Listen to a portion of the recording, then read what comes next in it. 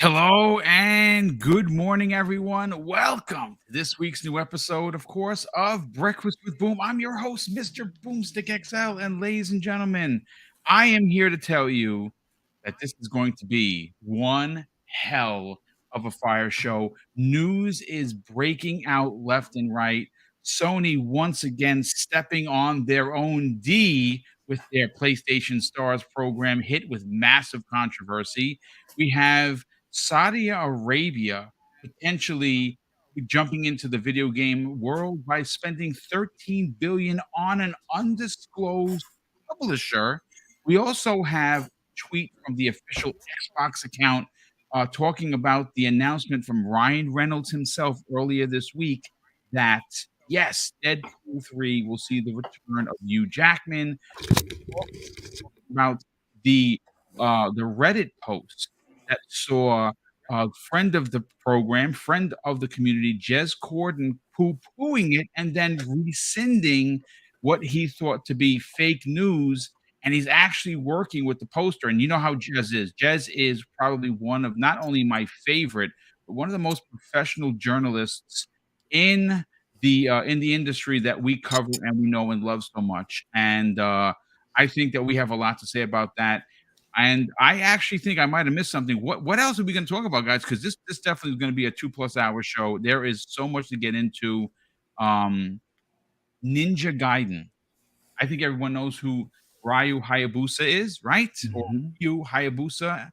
He is obviously synonymous with DOA, which is, of course, Dead or Alive, which is a fighting game. He's also the main character in a little game, like I just said, Ninja Gaiden, which to me anyway has always been associated with Xbox because well that's where it launched on the OG Xbox, and then 1 year later Ninja Gaiden Black was released.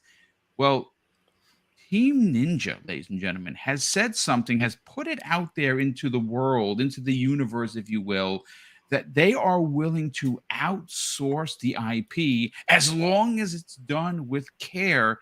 And folks, this is where we take a trip or a stroll, if you will, down speculation town.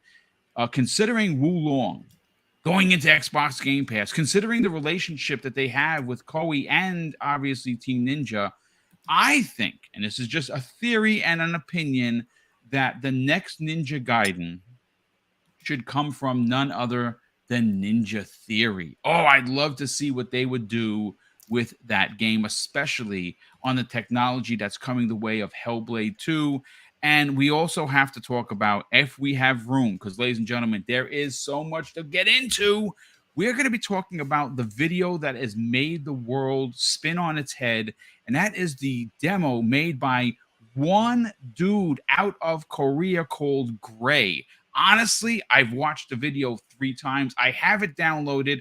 I'm going to be playing it in the background. I'm not going to put sound because I don't want to take any credit from the YouTuber who put this on his channel. I'll break down who that is because I want to give him credit. Listen, this video is bonkers.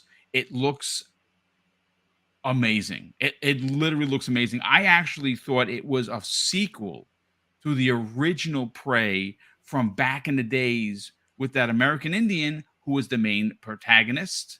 And of course, the antagonists were aliens. And I thought, wow, is this an actual sequel to this? It's not. It's its own thing. My God, it looks incredible. We're going to get to that in a second, but let's get into the introductions here. And we're going to start with Crispy Bomb, who has once again come home because he couldn't be with us on prime time. Crispy, welcome back, brother. How you feeling? Oh, feeling great. Got some coffee in me, injected in me. Yeah, it's going to be a great conversation today. We got a lot to talk about. And some egregious activities, some sad days, some games that look crazy, that one person bill. I mean, it's just going to be a great conversation. Let's get into it. Yeah, absolutely. I absolutely agree. And Dreadpool, welcome to the program, brother. Hopefully you're doing well. And more importantly, what have you had for breakfast? It's almost October, so I gotta go for the pumpkin pie. There you go. There's nothing wrong with that. Uh, Did you use whipped cream or you didn't? That's the question. Heavy, thick whipped There you cream, go, brother. loaded. That is the way to That do it. yeah, that and a coffee. And that is a great combination, sir. Very, very Yes, good. excited to be here today. We got so much to talk about. Oh my God. Yeah, Oh, there is a lot to get into, and we're going to jump right into it because we already have 140 people here. We'll say a big shout out to that. We obviously don't have a show unless we actually have people to listen to it, and I think we're going to have a record turnout today. Web Dave, brother, how are you feeling after yesterday's 8-hour affair of getting a new ride? I know that you're a little under the weather. Are you feeling better now that the show has started? Oh man, I'm pumped and ready to go. Yeah, I'm wide awake now. Yes, yeah. My daughter had to get a new car, and so yeah, we went and got it, and she is so happy with it. So there we go. Let's do it, Well, man. Let's get listen, into it. at the end of the day, brother, that is what it's all about. So Yep. I'm glad that you're here. I'm glad you're feeling better. I know you're going to have a lot to say on what's going on in the gaming world. I mean, wow, it is going to be huge. But let's get into the last panel member who is fired up this morning because of some of the things that Sony continues to do to their fans. And I'm not going to repeat what he said behind closed doors because, quite frankly, I was a little shocked myself. I clutched the pearls. Fuzzy Belvedere, what's going on, brother? How you feeling? I'm doing great, man. I'm fired up already. PlayStation got me kind of pissed off, so we'll definitely hear some more on that a little bit later. But so glad to be here with you guys and everybody in the chat. Yeah, let's do this. Yeah, you know what? I want. You know what? What I'm going to do, ladies and gentlemen, is if you give me a moment, I'm going to pull up Gray right now. I'm gonna throw it up there. Pardon the sound effects. I'm going to shut off the sound right now. And let me just get. Hopefully, it's not stuttering for you. It's It looks loading good. for me. Yeah, It okay, it does works. look good. Okay, excellent. Let me just. You know what? Let me just remove these other ones from the studio, so we don't have any skipping. Okay, so what happened, ladies and gentlemen, is this was put out there on obviously on social media that this game Gray is being made. Now, the I just want to give proper credits to who put it out there. So give me a second. Let me just find it here. Okay, so the YouTube channel that was fortunate enough to get this early footage is called the Math Chief. Yeah, like MATH, like Math Chief. He's on Twitter at the Math Chief 11. His YouTube channel's link is in the show notes. He doesn't have a lot of followers, but folks, the dude has hundreds and hundreds of thousands of subscribers to his YouTube channel, which I just became a fan because, well, he put out this video that you see in front of you. And folks, look at what I'm seeing. I know that it's I have old man eyes because I turned 52 last Sunday, but I'm here to tell you I am blown a freaking way by this game.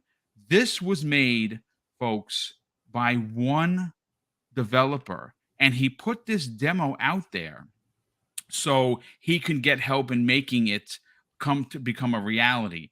I personally don't know if Microsoft has seen this or what.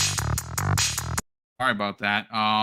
But I think that this is a game that they have to get involved with early and often. We'll start first with Crispy. Crispy, you watched the video. I put it into the DM. We're seeing the video in front of us right now. It has a very Uncharted-esque feel to it. The American Indian protagonist looks amazingly designed. I mean, is this something that you want to see Microsoft immediately go to and say, can we work out a deal? Because this is the kind of content a lot of us have been asking Microsoft to have in their own first party. And I say, well, if you can't get first party to do this right away because, you know, other things are being made, go second and third party. Lock up an exclusive deal like this. Is this game worth that?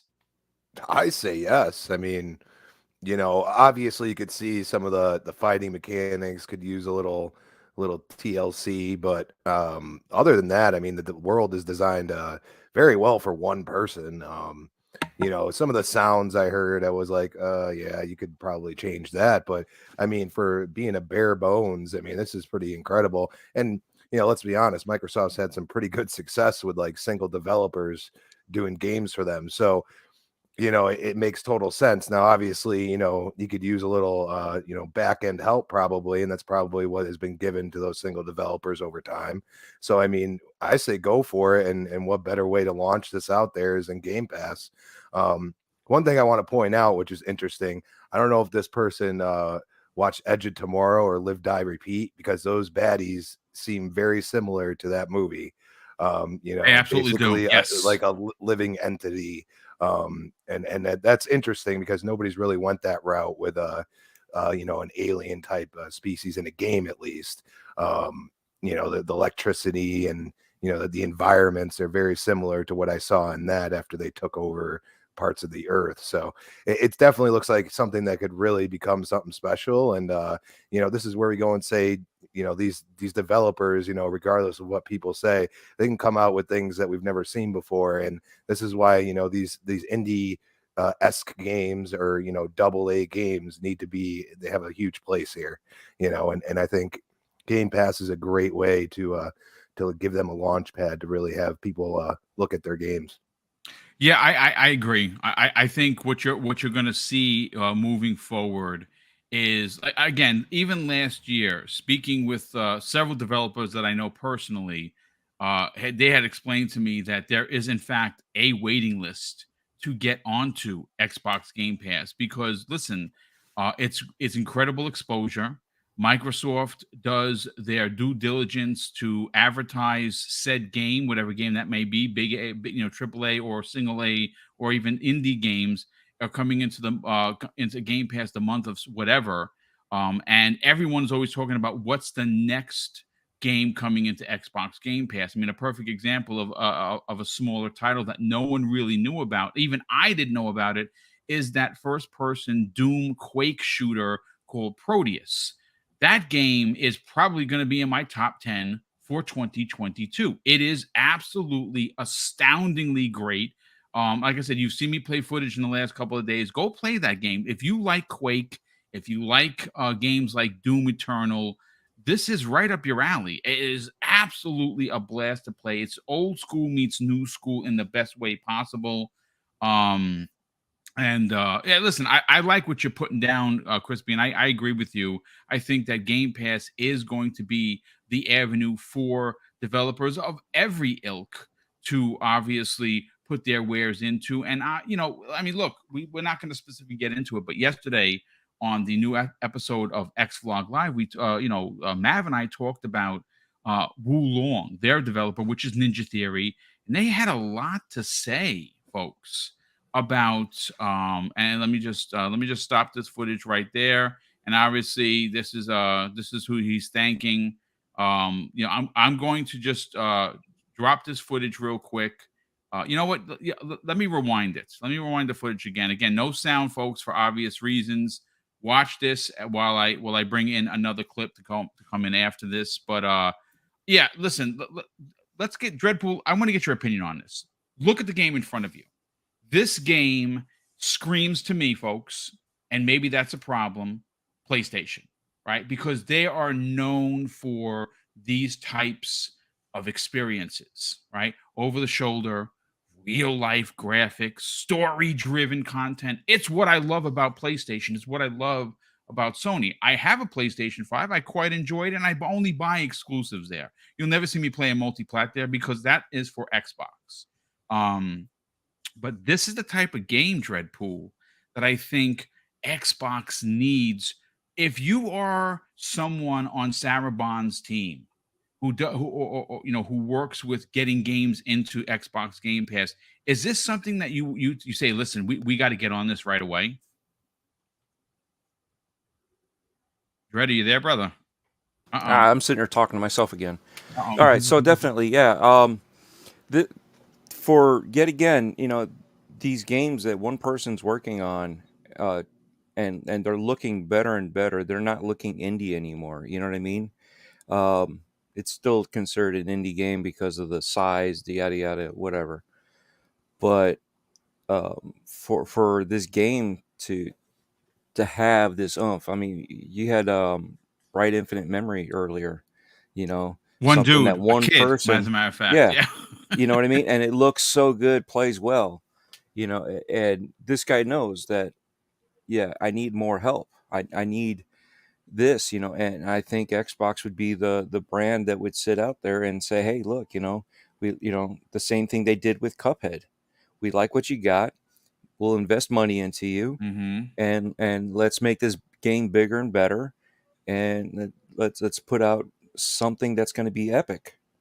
You know, and that's what they did with Cuphead. I mean, to me, I don't know about you guys, but have you guys seen John Carter, you know, from the John Carter from Mars? Dude, it's one of my favorite films that no one cares about. This Everyone, yeah, I love that film. Yes. this reminds me of it. The alien ships, you know, the aliens don't obviously, but it seems to borrow from a lot of different areas in pop culture. It does. You know what I Yeah. mean? So something like that. Yet again, this is something that Xbox needs, something that is relevant with pop culture. You know, and they haven't been doing that all the time. And you know, you can't rely on Halo. Something like this breaks the mold. You know, and And we're gonna talk about Halo and whatever the narrative is, yeah. you know, I think it's got a good storyline without actually knowing anything about the game other than seeing this gameplay. Yeah.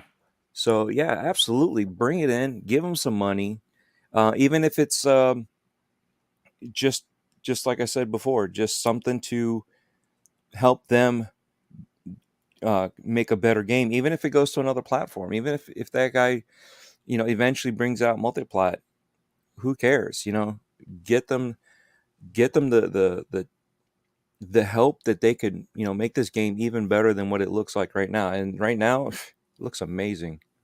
It does. You know what? I hear what you're saying about the multiplat. This is one of those instances, though, for me personally, that you go and you drop the bag and say, Oh, yeah. hey, listen, we want to lock this up as a console exclusive. I don't care if it's for a year. I would prefer it being just a straight up exclusive because, again, it's what Sony does very well. They lock up these deals and they get games like this on their platform. As a matter of fact, during the state of play that was happening a couple of weeks ago, they had two games. One that was like this, and one was like Devil May Cry, and those are straight up console exclusives. Right, but I don't think. That's why I was saying Cuphead. Yes. So just do like they did with Cuphead. You know, Yep. Eventually it went over to Nintendo. You know, but that's Yes. but that's eventually. I'm not saying it has to go multiplat right now. Oh no. I totally get. I get exactly what you're saying. I'm just saying that these are the types of experience. Yeah, these are the type of experiences that a lot of Xbox gamers, including myself, have been asking for. Like, again, if you have a PlayStation 5 at the end of the year, we're all going to be enjoying the shit out of a God of War. I know I am, right? It's why I have a PlayStation 5. But if you poll any group of Xbox players, as great as their racing games are and their FPS games are and their RPGs, there are two missing cogs in this massive engine known as Xbox Game Studios. Well, actually, technically three. You're missing the family-friendly game and platformers, right? You're missing over-the-shoulder third-party games. I mean, third-person games like this, and I mean, again, the list is going to vary. For me, I would add fighting games to that as well. We're still waiting for a new Killer Instinct, but there are holes. There are holes in Xbox Game Pass, and as great as it is, why not make it better with a game like this? This is an original concept. This is an original story. It looks ridiculously good, ladies and gentlemen. Let's get Web Dave in on the conversation. Dave, what are your thoughts on this? Is this a must grab for Microsoft? Definitely, absolutely, without question. They should be all over this and investing in this guy and helping him out and getting him going and getting him help he needs to make this into a full game. It reminds me of one of the Horizon type games from Sony. I mean, it has that level of quality, and this is just one guy doing this. I mean, you can imagine his creativity and in depth that he gets into this. I think it's going to be fantastic. I really wanted. I want to see more. I was like, come on, man, let's play some more and see some more. You know, but it looked great. It looked. I mean, obviously it maybe could use some polish, but I mean, considering what what he's done, one man. I mean, my God, the even the detail in just that, you know, people were talking about the alpha of the Grand Theft Auto 6, and this was just one guy's little, test thing to get him out there. And it's like, wow, this looks really almost polished considering. I'm looking forward to it. I think it really, it's a no brainer. Yeah, I absolutely agree with you. I think it is a no brainer. And speaking of one person developed games, here's another one. This is Bright Memory Infinite that was launched onto Xbox Game Pass. Was it a Game Pass? No, I think you had to buy this for a couple of bucks. Yeah, it was like $7 or $8 if you bought the original one. Short game for sure. Some crazy wackadoo bosses. But I'm gonna be honest with you, folks. For one dude, this was excellent. I quite enjoyed my run with this. Fuzzy, let's get your opinion on this, and then we're gonna move to topic 2. I mean, look, you obviously Gray has taken the interwebs by storm. Yeah. I know that after just watching it, I've watched that video 7 times now. I've watched it 5 before the show, twice live on the air. For you personally, taking a look at the quality of that game by one dude, should this be a priority for Xbox Game Studio staffers that find games like this to get them help, to get them in on Xbox Game Pass? Because again, it's those types of experience that a lot of us really want and they don't have. I think it's definitely a worthwhile priority for them to kind of, take them under their wing type of deal as far as with the ID at Xbox program and see if they can't get that, scheduled for like sometime when it's ready for Game Pass itself. Like I think the big thing that we have to take away from this is that, way back when games just, it took big budgets, big teams to build something that looks special type of deal. And now you have a lot more, indie devs or solo devs making games that almost look like they're AAA in scope or budget type of deal as far as what the tools that are out there, whether it be Unreal Engine 5 or some of the the game stack stuff that Microsoft offers. I think they really should take a look at this, see if they can't, help or work with this particular developer, see if they can make an arrangement to get this in Game Pass, and whether it be, a total exclusive or timed exclusive, or, just at least in Game Pass, day and date as it is released on other platforms.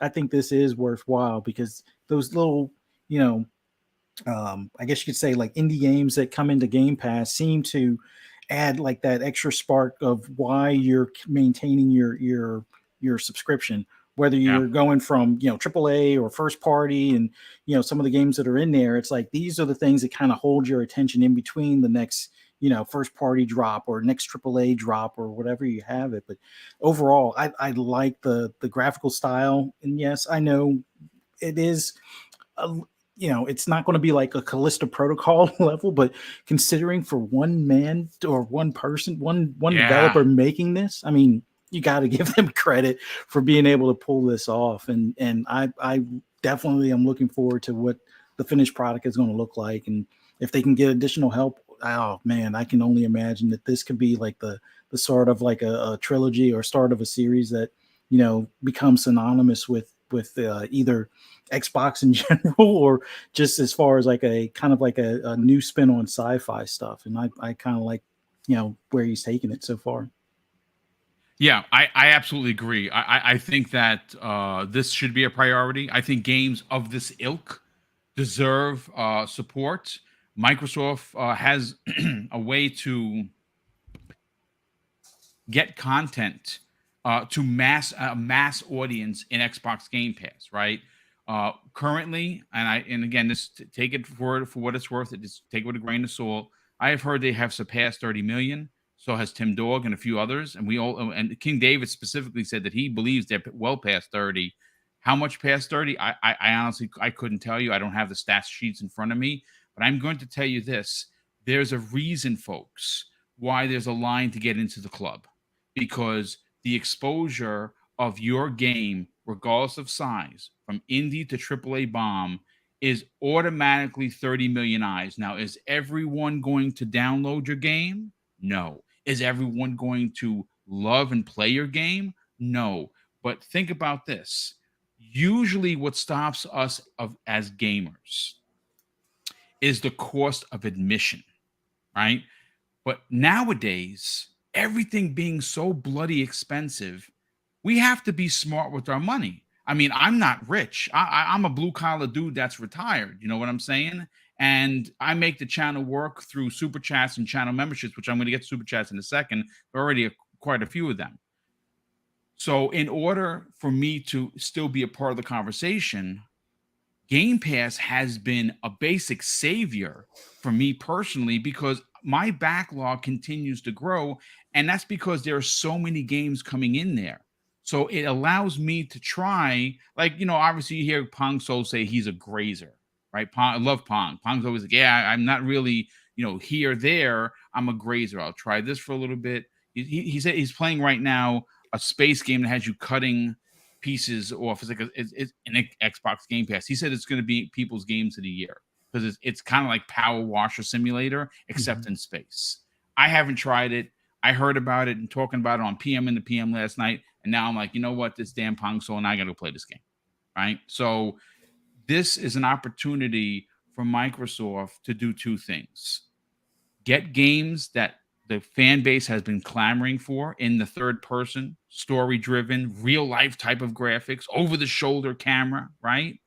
And at the same time, introduce said developer to the world. Look at this studio. One person, we sent a bunch of help in from Xbox, and this game is going to be. And again, I agree with you, Fuzzy. It doesn't necessarily have to be an exclusive. The exclusive is in itself is Xbox Game Pass. But let me get back to topic number 2. But before we get there, folks, I got to thank a lot of people. We have 5 super chats that popped in here. First one of the day comes to us from Sith Lord, generous friend of the program.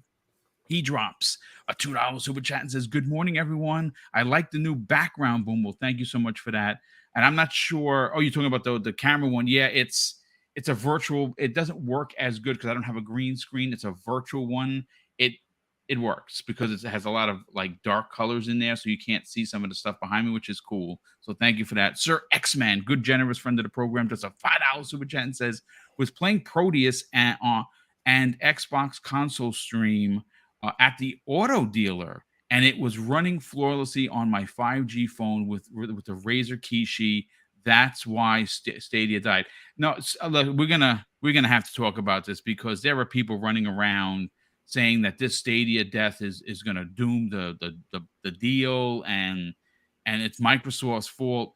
The bottom line, folks, is the people responsible for killing Stadia is exactly who has killed countless other things that they start up and they drop, and that is Google themselves. They do things half-heartedly, and then they come in and they expect like these big things to happen. Folks, the gaming business is hard. You can't just be a rich body or an entity and expect that you're just going to throw a couple of bucks at something. Stadia failed from its inception. Having to pay for the service and also buy your games, like that was set for disaster from its inception. But we will get to that momentarily. Highlander 001 drops a very generous $5 super chat and says, "Morning, Boom. Good." I said, "Well, good morning, Mr. Boom. Hope your mom is doing better." Thank you. She is, brother. Thank you so much for that. This game gives me Cowboys versus Aliens. Love the panel. Keep it up. Yeah, Cowboys versus Aliens, another movie that no one really talks about. I really enjoyed that film as well. Briscoe _son. What's up, brother? He drops a $5 super chat and says, "The footage makes me believe a Killer Instinct narrative-driven third-person game would be fire. Somebody sign this man up right now to do a story for that because I'm buying that game. That's awesome, bro." He says, "Who should be the main character?" I think that you could select your character and it would tell a different branch of the story. How about them apples? That's what I like. And JC Collar Moreau drops a very generous $2 super chat and says, Saudi Arabia wants to buy a publisher for $13 billion. Yeah, I did a poll head over to Mr. BoomStick XL. That poll is live right now. I put up either it's going to be PlayStation, Embracer Group, or Ubisoft, or none of the above, or add your own theory there. It's everyone's getting into the business, and 13 billion, even though it's not 70 billion, still nothing to sneeze at, folks, because, well, I only have a couple of trillion in the bank, so I'm not there yet. Joking, of course. Look, let's get into let's talk about Stadia for a second, folks. Let's talk about what happened yesterday. A lot of people in the chat are asking for us to get into it. Listen, Phil Harrison, who is the head of that division, hasn't had a good track record when it comes to starting, being put in a lead position, and then having things under his leadership fail. Right? I mean, it's out there, folks. I'm not going to throw the man under a bus. He's probably well more intelligent than I'll ever be, but he has had a lot of things under his tutelage fail, and Stadia is just another thing added to the list. Stadia failed, and they're closing it down officially on the 18th of January in 2023, and they are issuing refunds if you purchased your hardware and your games through Google. I don't think that if you got anything outside of Google, they will be like, if you bought it from Best Buy or something, I don't think they're going to give you a refund. But again, I'm not 1,000% sure on that. Let's go to our guest. Let's go to Fuzzy. Crispy. Stadia is no longer. It's dead. But to be fair, folks, it's been dead for a while. They closed down their first-party studios, which was one, and it was led by Jade Raymond, who is now officially working for PlayStation Studios and her own brand new company, or development house. She has an exclusive game coming for PlayStation. And when she left, you kind of saw the writing on the wall. They didn't have their own first party division. They marketed only a few Ubisoft games. You had to buy the games separately. You also had to pay for the service. Supposedly the service is pretty good. I never had Stadia, but supposedly it was very good. Microsoft had nothing to do with Stadia dying. Stadia is the one responsible for it. What are your thoughts? Just some members of the community writing to the FTC, writing to the CMA saying, look, you see what Microsoft did? Stop this deal.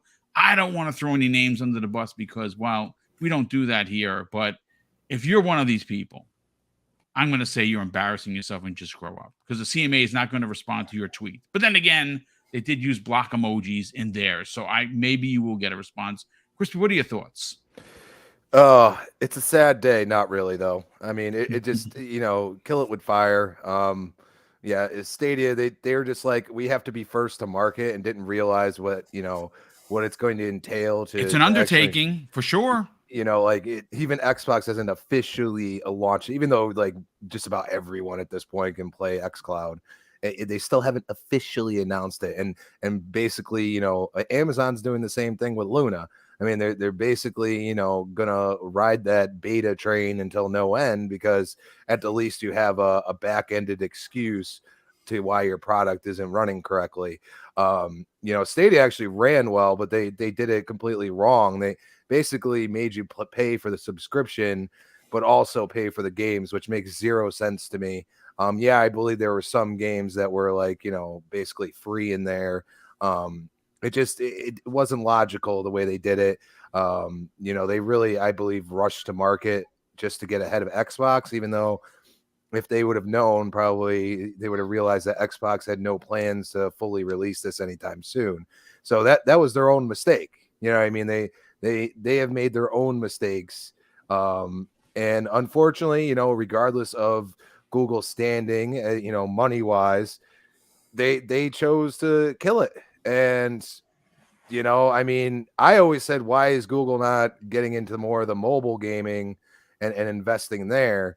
And, it just, the writing was on the wall. Like you didn't create a product that people went to.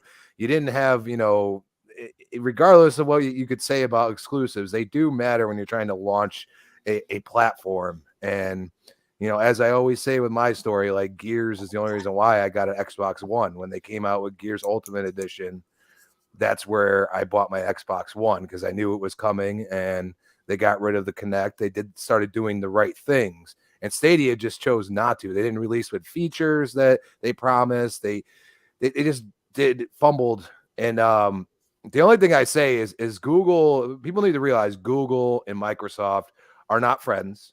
No, they hate each other, dude. Like, yeah, straight up. Yeah. The reason why you can't stream directly to YouTube, that is completely Google. Okay, if you didn't know that. All right, Google does not want to play ball. They have competing browsers. They are in the same type of space. They hate each other. Like, if you thought Apple and Microsoft hate each other, nah, Google hates them more. So I think Google did this on purpose. They were planning on closing this a long time ago, and they just said, you know what, we got this. We were going to close it maybe last year before the, you know, Activision, you know, deal was like put out there, and they're probably like, oh, we can wait now. We can wait until the regulators are looking at this. And you know what? Maybe it does something. I would say, you know, if the regulators are smart, you say, you kind of playing a game here, Google, and you have almost as much money as Microsoft. If you really wanted this to work, you could nurture it, and you could take the hit that everybody knows the costs when it comes to creating a subscription service. I mean, still to this day, Netflix does not make money technically. Okay, so you have to look at these subscription service, and they take forever. Now, do they have profit? Do they have all that? Sure, but the investments into the new IPs and, you know, the original series and all that costs a ton of money. And, you know, you got Jade Raymond. You said, hey, you know, we're going to make this studio. And then it felt like, what, 6 months, and then they killed it. And it's like, you know, what was the point then? And it's just like, oh, well, it's not making us money. No crap, dude. No crap. This is what happens when you're trying to create a new space. And did you think about this? No. So, you know, shame on Microsoft for, you know, putting the money where their mouth is and actually continuing to support these things, buying all these studios because they needed more content. Hello world, Google, you had money too. You could have, you know, got in on some of these things that have happened. You know, Sony buying developers, Microsoft, you didn't bother. So that's your problem. It's not anybody else's. So it's just, it's sad to see people, you know, oh, this is the reason, this is what we're talking about. It's like, dude, you're shilling for Google here. Think about that. I mean, it's kind of pathetic. Yeah, no, I agree. I absolutely agree. Dreadpool, let's get your opinion on this. You're someone that actually owns a Stadia, as a matter of fact. You said there was one sitting, the controller sitting right next to you. Is Microsoft's investments somehow responsible for the death of Stadia, or is it, as we expected, Stadia just doing what Google normally does? Is they start something, they dip the toe into the water, and they're like, too cold, I'm going to step out. And they half-hearted it. I mean, as a matter of fact, we have people in the chat literally saying that the minute they canceled their first-party studios, which was one, that was the sign that that was dying. Real quick, Kingfish737, who's been a channel member for 9 months, says, Morning Boom, always loved the show and panel. Well, thank you so much for that. He says, I will say that Stadia helped push Xbox to do xCloud and to improve it. That's my humble opinion. Yeah, and that's a great opinion, because Microsoft needed to step up their game because Stadia ran better, and now Microsoft is the one that's running better because, well, Stadia is canceled. But for you, Dread, as a consumer, like you, I want you to attack this question as a consumer, because you are one, you have Stadia. What did they do to keep you as a customer, or did they do anything? All right. So anybody else on the panel buy the Founders Edition like I did? No. All right. So you'll have to experience it through my eyes then, because I was going to say, because you guys could actually vouch for what I'm saying. But so getting it was a cool concept. It was it pushed Xbox to do better. It didn't push Xbox into cloud.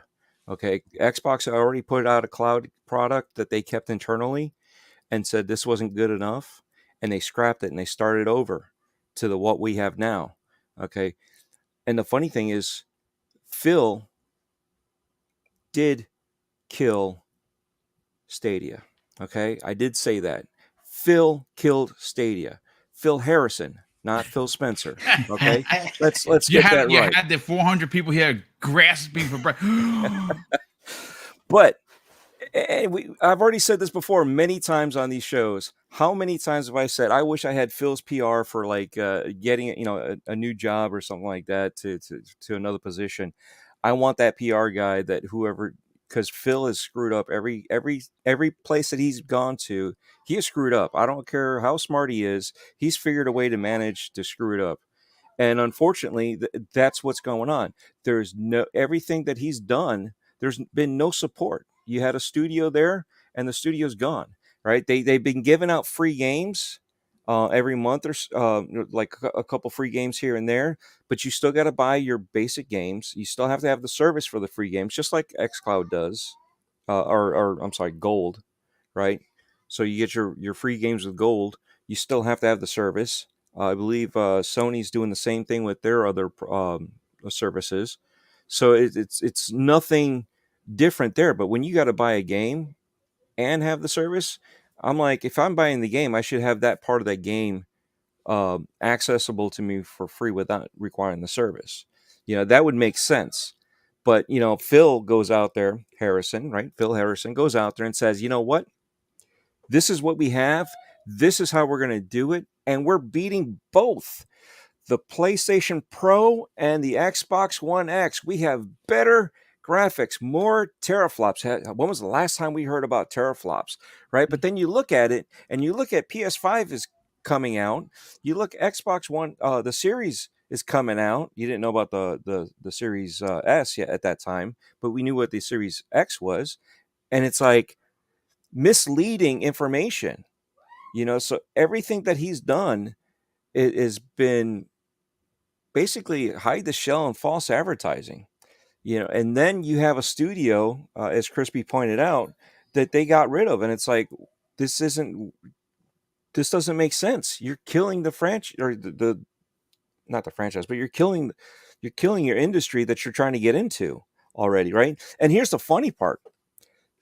One of the best places to play Destiny and Ghost Recon was on Stadia. There were and people will argue about this, but Destiny, can you imagine? People are saying that the best place to play was on Stadia. Ghost Recon had, and this was the tech that was behind there. Ghost Recon Breakpoint was one of the worst games that they had. Mm-hmm. But on Stadia it played best. Here's the other part, right? They had technology that was only on Stadia. You could see in a little mini map where your other co-op players were. So if they were like, "Hey, I'm pinned down," you can actually see like a section, not like a little mini map. You can actually see what they're seeing. Oh, that's cool. Right? So you're doing picture in picture with the technology, and it's something like Advanced Warfighter that you would expect from the 360 days that they were advertising, that you can look and see, and you have all these cameras, and you can see from the sky and this and that. So you would be able to do all that, and there was a lot of promise there. And that's why, yet again, knowing better, but I said, you know what, I got to try this out. This seems really cool. Even if it doesn't work out, it's a great idea, and hopefully Xbox does the same thing. And, they did buy Bethesda with Orion. And I'm wondering when Orion is actually being brought into the xCloud, or if it already is, or if they're still working on using that technology. But that's the thing. This is all technology, and they didn't apply to it. They didn't do the business model correctly. Well, again, they dipped their toe in it. I mean, Yeah. when you want to get into the video, first of all, if you want to make a game and put your game out there, or for everyone to play, obviously there's a lot of room, a lot of maneuverable room for you. Lots of platforms. Most people go to PC because PC has a bit wider audience. It's very easy to get in there. But when you're trying to get into the gaming market, like Stadia was, like Amazon is currently with Luna, like Sony's been for a gazillion years, Nintendo a gazillion years, Xbox 23 years.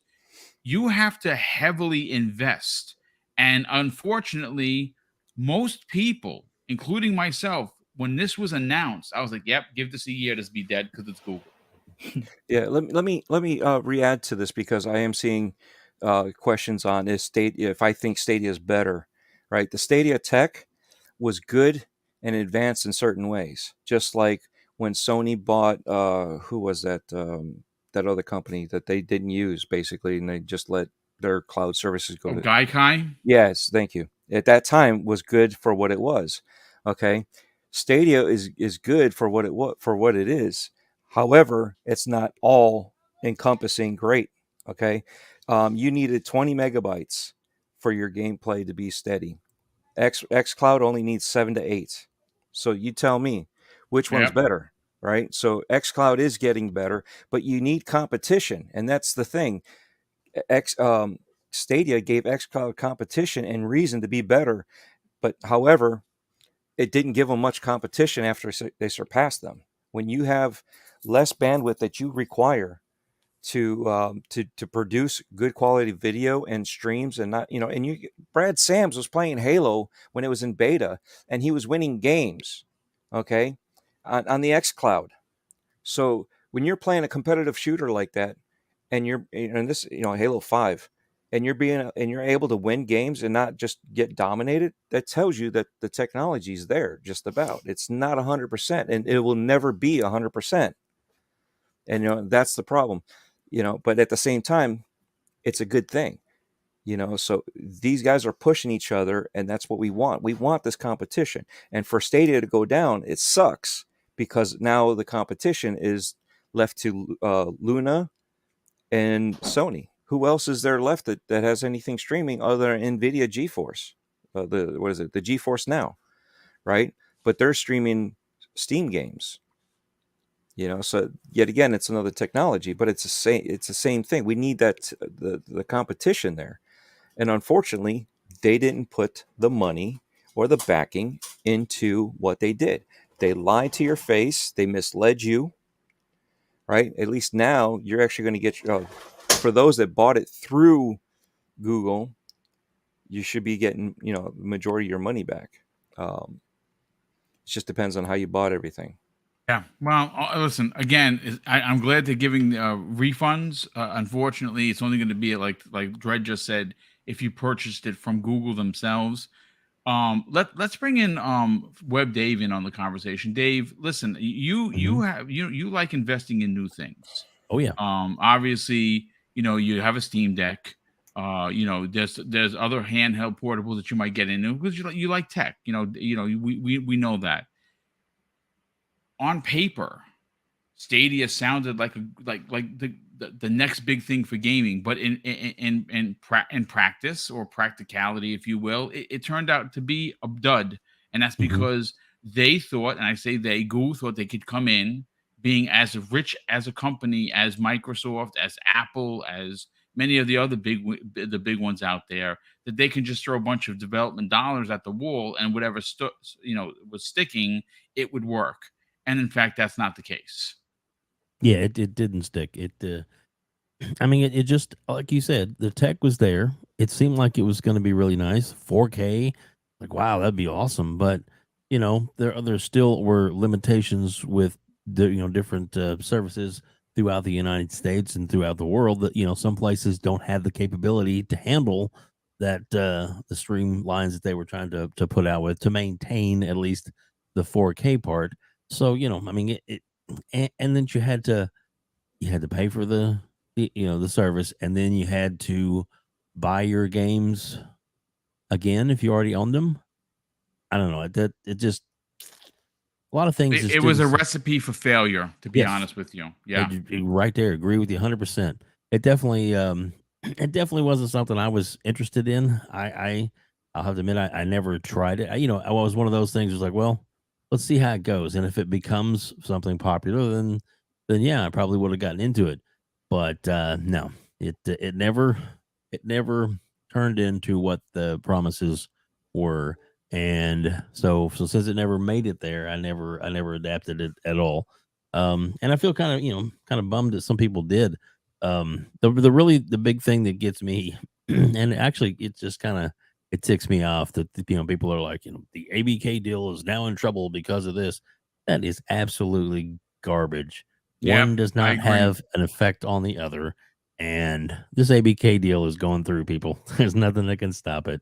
So no matter what kind of fantasy land you live in a PlayStation fanboy's head, it is not going to stop that deal. And like I said, I like competition. I like that there were different choices and different avenues for people.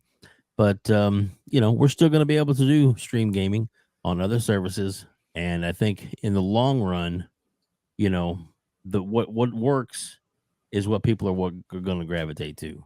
Microsoft Yeah, I mean, has a yeah, sure, Mhm. 100%. Go ahead. No, I was gonna say working tech along with value, Dave, Yes. is why Microsoft is going to become the market leader. It's not because of Call of Duty. It's because they're giving you an opportunity to play your game wherever you want, and at the same time take your Xbox Game Pass subscription to a level that no one else is offering. That is a great point.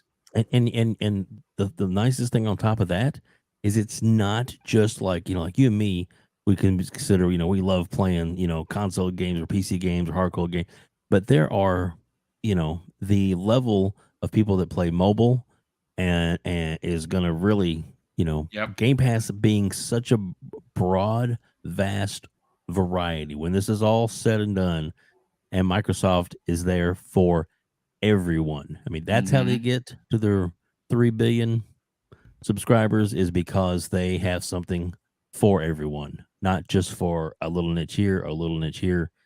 It is for everybody. And not everything is for everybody. That's what's Yep. amazing about this, stuff that's coming. Yeah, well, t-shirts on the way. Not every game is for every gamer. You'll be able to buy those on Double Barrel Gaming Let's get once it. the artist finished putting all those together. But listen, Fuzzy, let's grab your opinion on this. Mhm. Obviously, you heard everyone had what had to say. Again, I have to reiterate the question: is Microsoft's success or hefty investment into cloud the reason why Stadia failed, or is it Stadia's fault for failing? um, I look at it from a funny standpoint of they want to blame Microsoft because they didn't expect that they would need to do this type of investing into Hmm. this space. Like, yeah, they always point at, oh, Bethesda. It's like, oh, they spent $7 billion. It's like, you guys have that and then some, Yep. and that's what made you jump out of it. I mean, the only reason why I didn't go for like the Founders Edition was because it was Google. Like everything on paper looked like an awesome, ambitious, great, forward-thinking, platform. The problem was the parent company being Google. There's a website called Google Graveyard for a reason. Actually, you know who told me about that this morning? Everborn said there's a site literally called that. Mhm. And as someone that's been in like marketing and advertising and stuff like that for retail online, I used to go through all of the times where, oh, Google Plus or their whatever their social media thing was to kill Facebook. I'm like, do we really want to bother making an account? Because it's only going to last a couple of months, and they dragged that on for a year or year and a half, and it was on like fumes from day one because they just didn't put any real effort into it. They expected it to be like their search engine where it was instantly a hit, but that was where they put all their focus in the beginning of the creation of Google. um, as well as when it came to like Google Maps. Well, at the time, nobody really did maps as far as on the grand scale, other than if you went through like Garvin or something like that for their portable stuff. So that was like almost an instant hit. Um, but everything, I won't say everything else, but a lot of things that they dip their toes into, they quickly yank their foot out of that pool and run back home and put their comfy slippers on and just don't even think twice about it anymore. Like I kind of knew the writing was on the wall for Google, not just when they closed the studio, but when they made the Chromecast not compatible, where you would have to force sideload, and then they put a patch out like weeks later after that later Chromecast came out that you couldn't sideload it anymore, or if you did, it wouldn't function. I was like, well, wait. So you went and made the extra effort to make sure a sideload doesn't work when you're all about sideload on some of your Android-based type products? That must mean you're getting out of this. And they had already made a decision. It's just that they kind of dragged it on for however long you want to, think about it. But will this closure or quick closure, hurt the deal? I'm pretty sure it's going to come up in conversation. And Microsoft's lawyers are pretty smart. I'm not going to, say anything bad about the regulators out there. I mean, they're much like politicians and other people. They're just human beings. Some of them sharper than others, some not. But Microsoft's lawyers are going to be able to quickly, put to rest any concerns as far as Google with that. And we still have to look on the sidelines because Amazon, they're up there as well, and they're not releasing or pushing Luna just yet. Like I think they're actually going to be Microsoft's toughest opponent because they're going to sit on the sideline and watch all the mistakes made by others and all the correct moves made by Microsoft or those that make good moves, and they're going to mimic those or find something better. Like there's a reason why there's no more I won't say no brick and mortar bookstores, but Amazon is they're engineers over there are pretty smart cookies. In fact, there's a couple former Xbox employees that are really helping that Luna project right now. So I would say that's going to be the bigger fight for Microsoft at this point. But it's sad to see that Google wasn't committed or as committed as they should have been, because some of the stuff that they talked about as far as like the YouTube aspect where you can click on the game after watching a video and be in that game in seconds, that's huge. And it's almost like I wish there was a friendlier relationship between Microsoft and YouTube, so that way you could go back to uploading direct from your console videos. Yes. You could go back to live streaming and things along those lines, like things that they purposely won't let you do because, mommy and daddy are fighting for whatever reason type of thing. But it's just one of those things where it's sad to see, but hopefully this is a lesson for all future companies that are going to get into this. I mean, we already got Tencent knocking on the door with that project that they're linked up with Logitech. And don't think in a year or two that you won't get an update that the whatever service they offer will be mixed in there as well. It's just that Xbox is ready to get in there and they're like, oh yeah, we'll take your money and we'll work with you.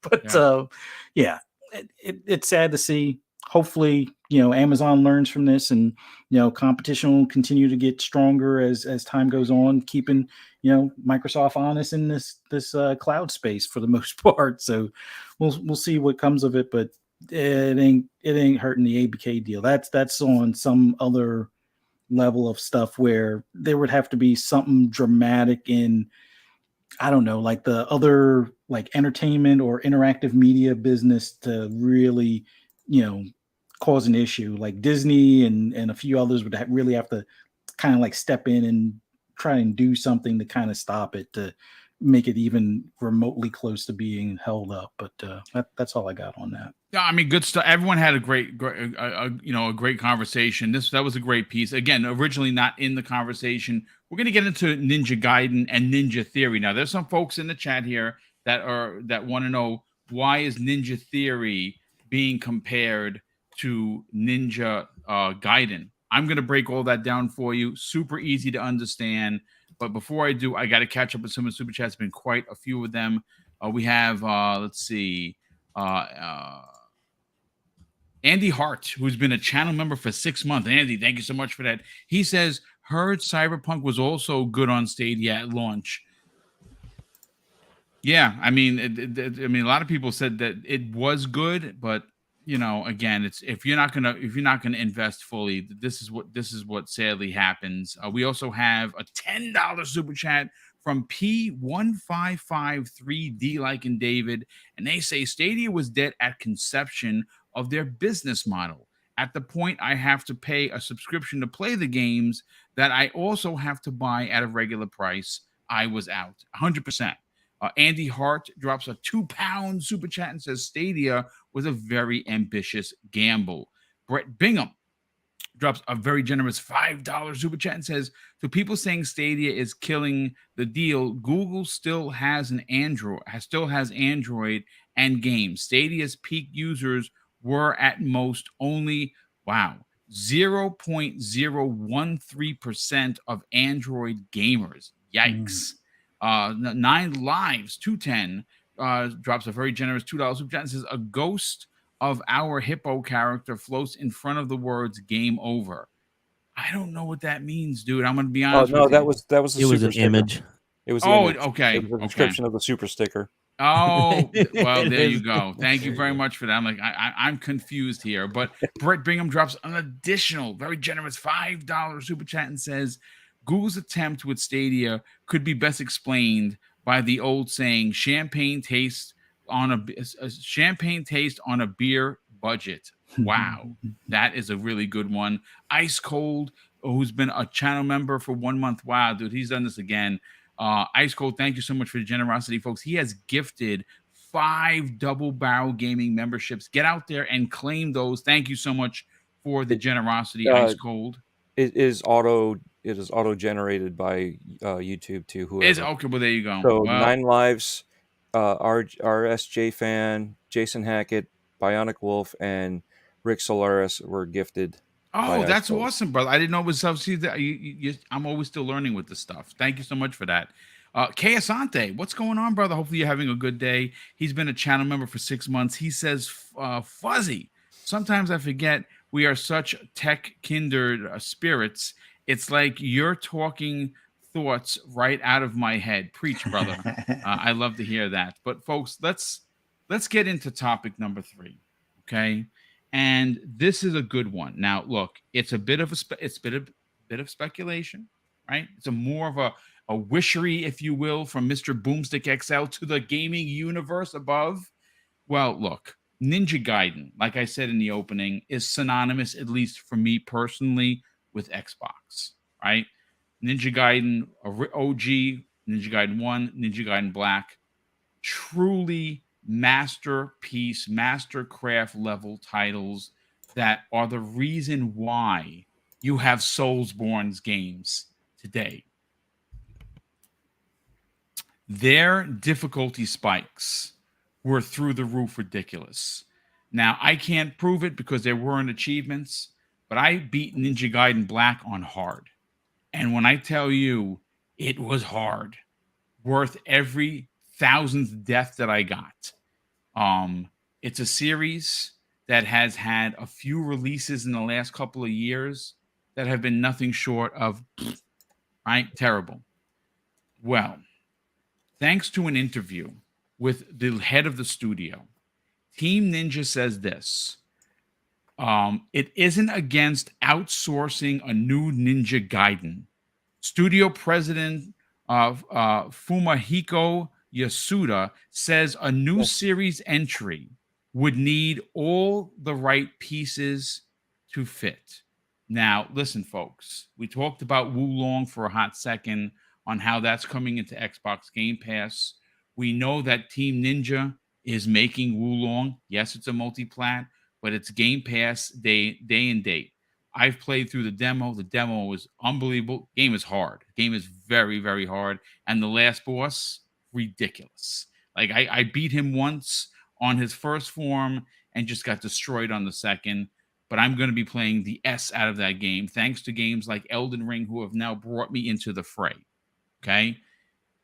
But this is where Ninja Theory comes into the question, or the theory of Ninja Theory, if you will. Pun totally intended. Ninja Theory has had a track record of making absolutely astounding character-based games with graphics that match nobody else, right? Now, you can say that maybe Ninja Theory isn't as good as Naughty Dog. I'd fight you on that, to be honest with you. But I would say that Microsoft has such an amazing relationship with Team Ninja and Koei, and that you can tell by the interview that that when they were talking about Xbox in Japan, Xbox, what does Xbox need to do in Japan? Well, they need to bring a big title. Ninja Gaiden, even to this day, regardless of its last couple of releases that weren't that good, is still a character that slaps. So I'm saying, and I'm suggesting to the gaming gods, hopefully someone from Microsoft or Team Ninja are listening to this very small program, go out and make a deal to reboot Ninja Gaiden and give it to Ninja Theory. Let their team do wonders. We know what they did with Hellblade. You know what they did with games that were multi-class before them. The PlayStation 3 exclusive, I forgot what it was. Was it Hellblade? I think it was Hellblade was the PS3 launch game. Amazing. The one with the chain story of the Monkey King, that was amazing. You give Ninja Theory Ninja Gaiden and you let them go crazy on it. Oh my God, you have a winner. I want to go first to Crispy on this. Crispy, am I smoking something when I say, with the relationship that Microsoft currently has with Team Ninja, who has now put out there to the world, hey, we will outsource the IP as long as it's done right. If not Ninja Theory, who do you give this IP to from Microsoft so it could be an exclusive on the box?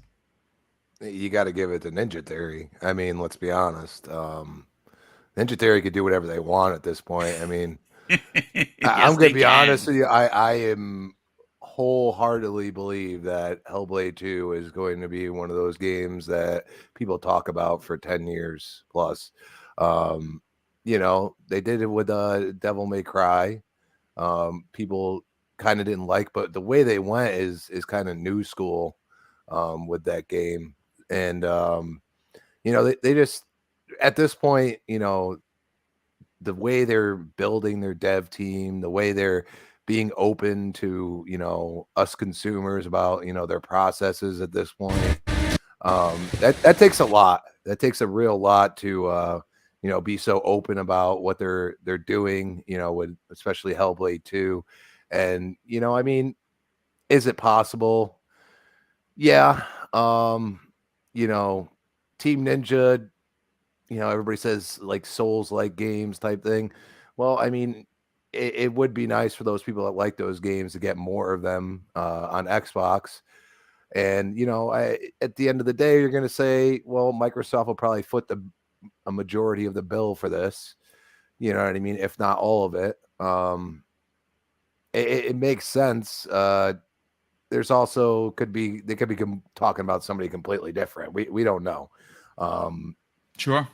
But I mean, it was never my thing. I was actually a PlayStation gamer. Like you said, like that's why it's synonymous with Xbox. Is I didn't even really know about Ninja Gaiden when I was on PlayStation. You know what I mean? And when it finally came to PlayStation, I didn't care, to be honest with you.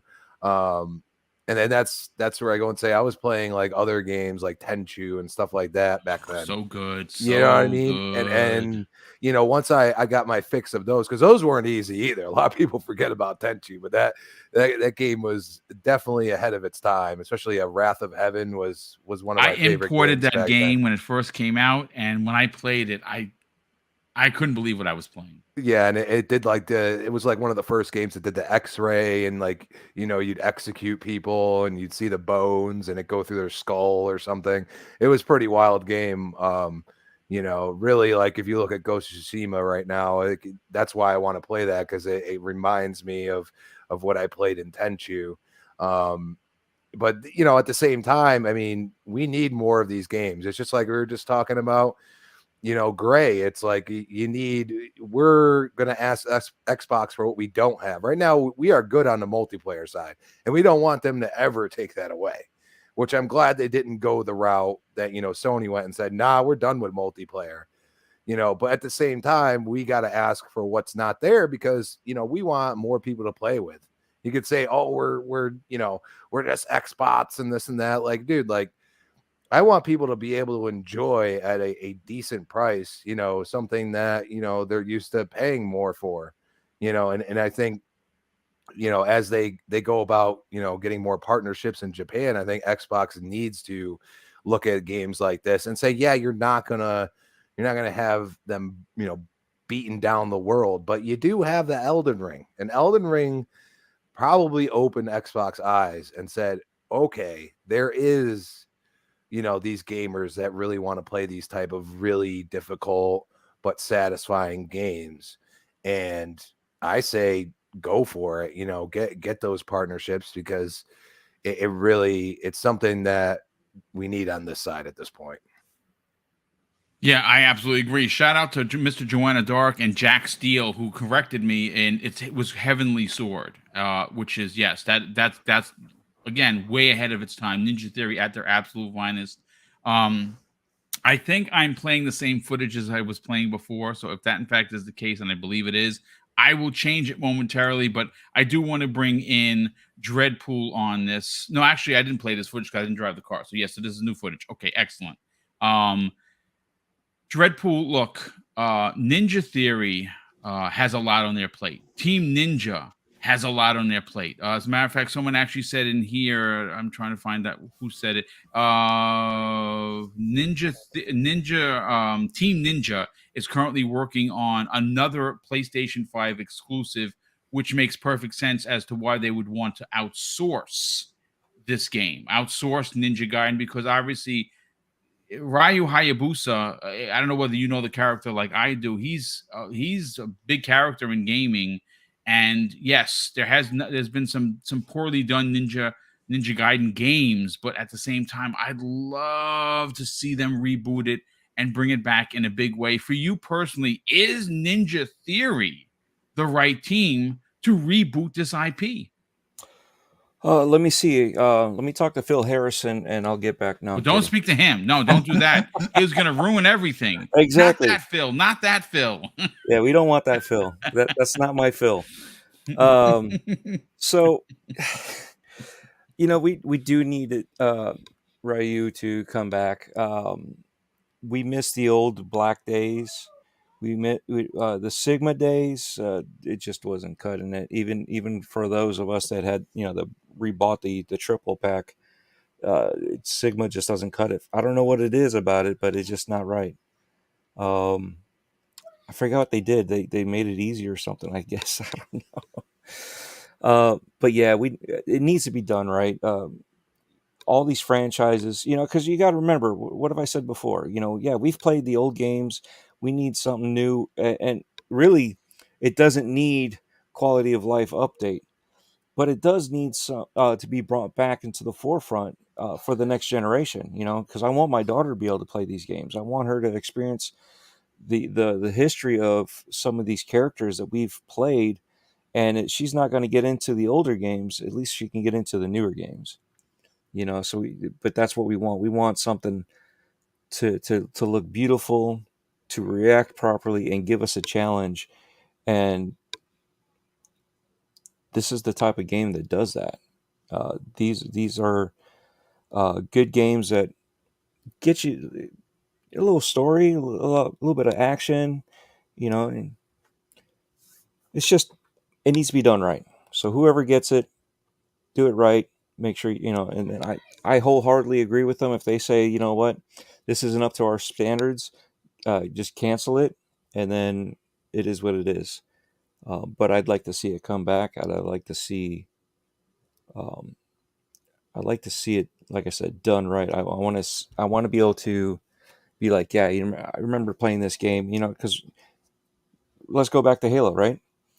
We've all been talking about how great Halo was up until the recent years, where, 4 was great for the storyline or the multiplayer, but then 5 was great for the storyline, and then it was just like back and forth, or people had different opinions.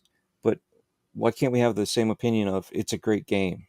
And this is what it used to be. It's a great game. There was no with this or that, and 3 kind of threw it off a little bit and went into that realm. But bring it back to what it was, and I think it'll be epic again. I absolutely agree. I definitely think you're onto something for sure. I want to see this come back in a big way. Let's bring in Fuzzy Belvedere on this. Fuzzy, what are your thoughts on Ninja Theory actually making a new Ninja Gaiden. Again, putting it out to the world like, hey, we are not against letting someone else handle this IP as long as it's good. I think Microsoft, this is one of those opportunities. Microsoft, someone's knocking at the door, folks. Microsoft has to answer. I think it's a good idea considering what they did with Devil May Cry. I know some people didn't particularly care for that particular one in comparison to some of the others, but that was one of the ones that I actually enjoyed as far as when they did that Devil May Cry. But Ninja Theory is one of those talented studios. I think that they can do more than Hellblade and Project Mara. So if given the opportunity, I think it's worthwhile allowing them to, give it a try. Like, I actually really hope at some point they allow Ninja Theory to revisit Bleeding Edge, maybe not as an arena melee type of thing, but more of like I know when people were saying before, who should do Killer Instinct. I kind of would like to see their version of it, considering even though it's not the same fast melee style of the traditional Killer Instinct, but there were some characters in their Bleeding Edge that I think would fit nicely in Killer Instinct, and that the melee style that they had with a couple of them, I think would be a nice change if we're going to try and do a reboot of that series. But Ninja Theory in general, I think they're one of the top talented studios. I mean, Coalition's definitely up there. Playground Games is definitely up there. Obsidian's definitely up there. But I think Ninja Theory is in that top 5 as well. So I would love to see them give it a try and see what the results are. Yeah, me too. Me too. I think that they are so talented. And again, it's a small studio, but I think that when you look at what they did with Hellblade 1, right? That was 20 people, 20 some odd people that made that game. Now, was it perfect? No. But was it a stunner? Was it, when it was a PlayStation exclusive, people were like, oh my God, I'd love to play that. And I bought it. I bought it there. I bought it here. I bought it everywhere, right? Comes to Xbox, and then out of nowhere, in 2018, they announced its first party. Crazy. Like, just absolutely crazy. And here they are, Hellblade 2. We've seen it. It's going to be a banger, kids. It's going to be a banger. And at this point, we know they're working on Project Mara, but they are so talented in what they do. They don't need a team of 100 people to make a new Ninja Gaiden. They would probably staff it with 40 people, the same that they have staffed it with Hellblade 2, right? Start from the ground up and put the quote-unquote Ninja Theory touch to this IP. I think it's a match made in heaven. Dave, you've heard what everyone has to say. Yep. What is your affinity for Ninja Theory, but more so the IP known as Ninja Gaiden? I love the IP. I think it's great. But let me I want to, in chat there are multiple different people in chat. Thanos and Chipmunk, a couple others that are saying that Platinum Games would be good at this, and I think that Platinum Games, the A team, would be good at this. That's hit or miss with them. That's what's scary. Here's the thing: has anyone in the chat played Metal Gear Rising? Anyone? Let me just throw this out there. Play Metal Gear Rising with the main character from Metal Gear Solid 2. Raiden was so amazing in that game. If that team is the one that's making a Ninja Gaiden, I'm all for it. Though I'm nervous. I'm gonna be honest with you. And that's what I was saying. I just didn't want to. I thought what the chat was saying was a good point. That there are definitely some really good teams out there because they've made some amazing games. But I mean, you got to look at the hit or miss part. That what's that game that Platinum just did for Square that like they're throwing the copies away at GameStop because it absolutely tanked. You mean the one that they're shutting down the servers next month? Yeah, or a couple months? Yeah, Mhm. yeah. Hmm. But that's and then the thing that gets me is that like it looked good. Some of the some of the demos or videos and stuff we saw and all that looks pretty good. But then apparently the gameplay mechanics and just the overall to get you to replay it and get you in, it just didn't work. And so that's the kind of thing that I would hate for such an historic franchise to be left in a situation that might damage it. We've had other franchises that are getting damaged. Well, look what's on your screen. But anyway, the just saying. But no, I do agree that I think that the Ninja Team would be great at that. I mean, they're already proven the quality of game that they're making now. And like you said, with the 20-man team, that game was amazing. The new game, and we're all the Hellblade, man, we're all fired up for that. And they definitely, it would be really nice to see them get their sink their teeth into something, like an established franchise like this, because I do think that they could really make a good game, and hopefully the type of game that we all want to play. So, but yeah, I definitely think I think it's a good call. I think it would be a good match. Hopefully they can get some things worked out. And like I said, I'm just more games for Xbox. Let's do it. The more games, the better. The Mhm. more games that are console exclusives or timed exclusive or published by Microsoft means games in Game Pass, which means that you're going to get more bang for your buck. Yep. I mean, that's the bottom line. But listen, let's get into the main topic, folks.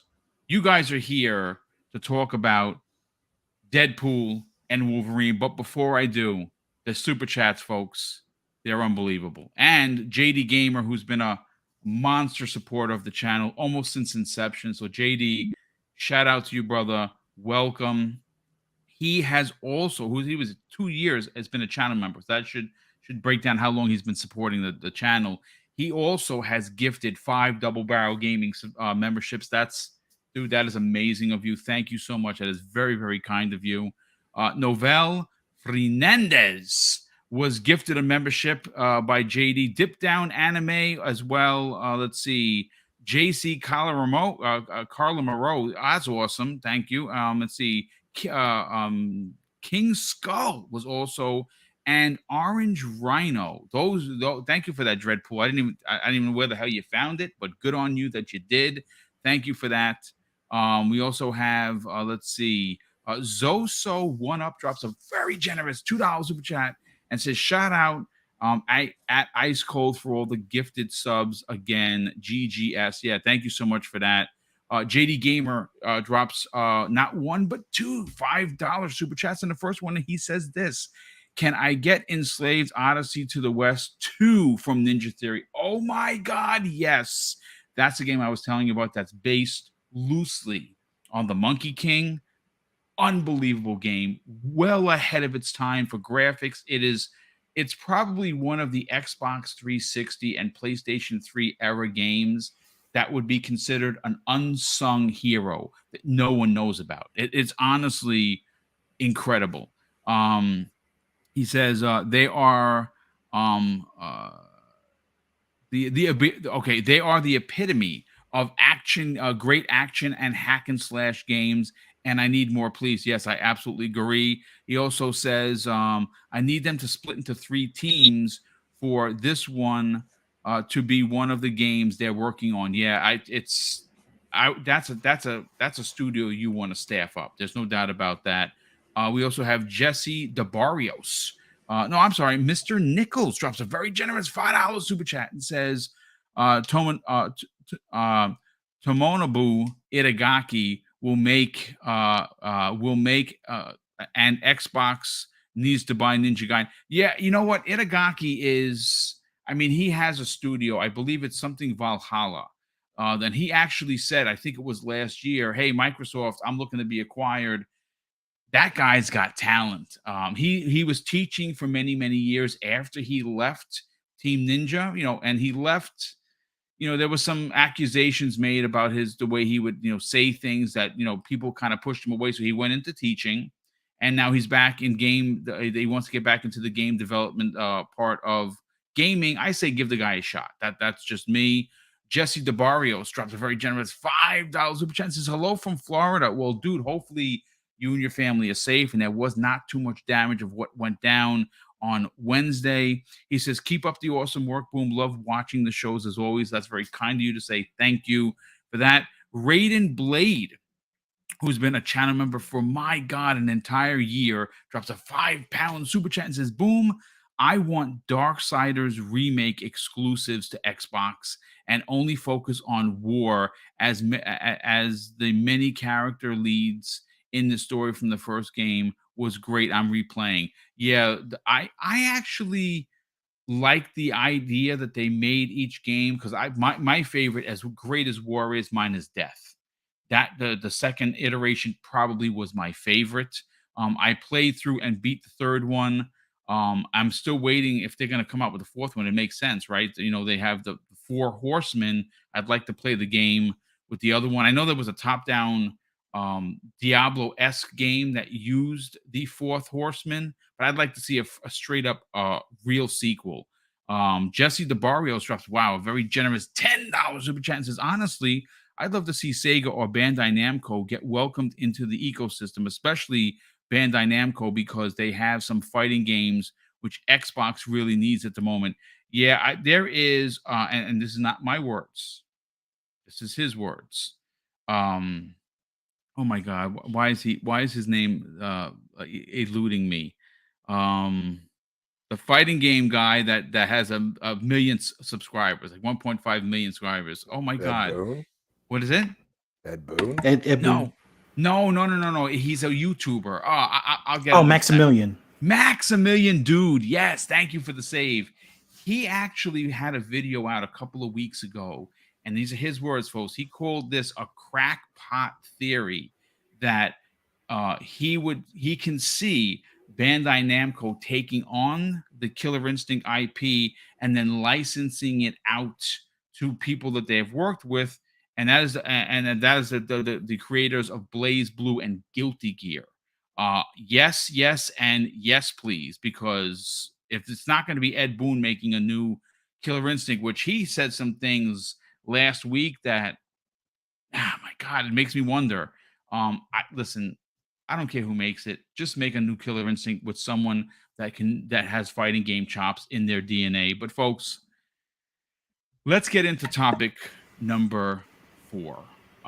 And see, this one is a bit of a stretch. Now, I know I said we were going to talk about the Reddit posts, but we just don't have enough time. I will get to that eventually, and there's literally so much to get into. But I want to talk about what is on the headline thumbnail. Okay, if you follow Double Barrel Gaming, you know the thumbnail has Wolverine and Deadpool. So you're asking yourself, why did I add the Xbox Series X and S logo to the right corner? What does this guy know that I don't? Well, here's the thing. I don't know anything, but I am going to say this. This week, Ryan Reynolds came out and he confirmed to the world that Deadpool 3 is in production, which if you follow the MCU like I do, you kind of knew that already. What we didn't know is the fact that Hugh Jackman is going to reprise his role, according to him on the intro video that he put out. Ryan Reynolds put this out one more time. So he's going to be in Deadpool 3, and I say he, meaning Wolverine. Now, why I decided to kind of make this a topic, and I'm not the only one talking about this, folks, is that to Ryan Reynolds directly, the official Xbox account, not Ireland, not Africa, not anywhere else outside of the country, the official Xbox Twitter account responded to Ryan Reynolds directly, and they simply say, "See you soon, bub." Now, of course, it's speculation town time, but here's the thing. The film is coming out on September 6th, 2024. Plenty of time, if not already had to been working on a game. I'm wondering whether this simple tweet from Xbox is implying, and again, it's super, super vague rumor time, that there could be a Deadpool Wolverine game coming to Xbox as an exclusive. Now, we already know that Sony has their hooks in the MCU with Spider-Man and now the recently released a trailer for Wolverine. But who's to say that there can't be another game that includes Wolverine? They don't own the rights to Wolverine. They have a marketing deal with Spider-Man. They own Spider-Man's movie rights. They don't own Spider-Man's, video game or toys rights. So I'm going to go to first Crispy on this. Crispy, this is it may be a molehill. It might be a mountain. We don't know. Only time is going to tell.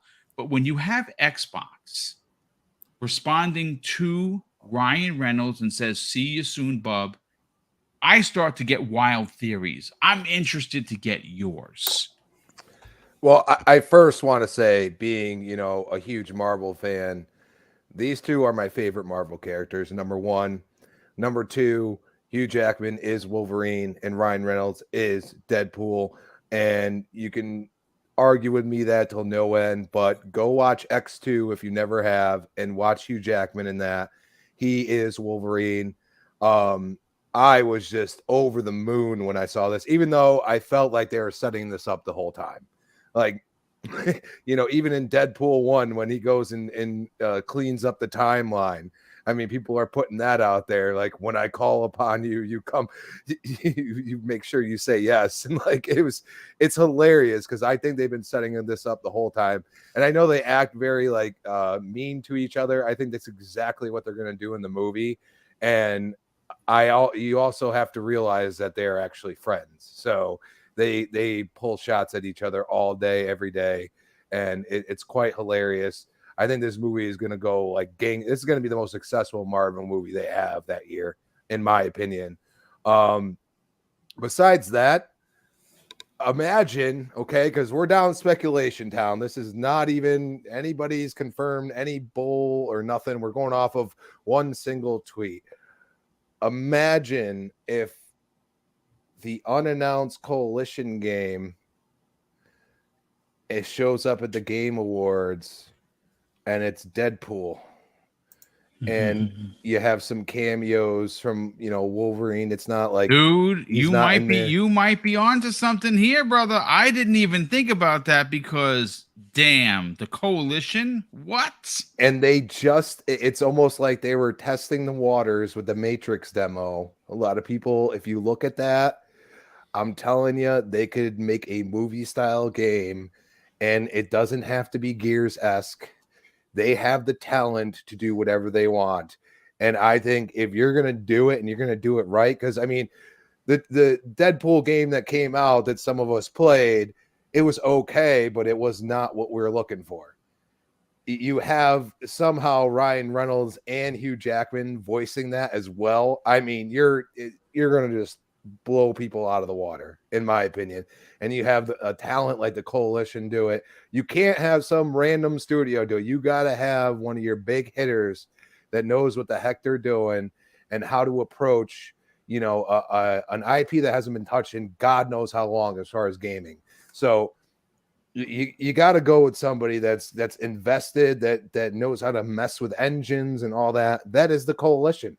So I say, if that's the case, that would be just crazy. Like I would just absolutely, I'd be like, this game's going to be awesome. It would be, you know what it would be, Crispy? A drop the mic moment once again at the Game Awards. Right? I mean, I'm just, we're down speculation town. This is me speculating because you know what? Everybody's talking. And I'm going to tell you right now, from what I hear, Gear 6 is 3 years away. That's what I'm hearing. Okay. Now it could be a little less than that, but because they're developing another game as of what we know right now and what they've kind of hinted at multiple times and also been messing with the engine.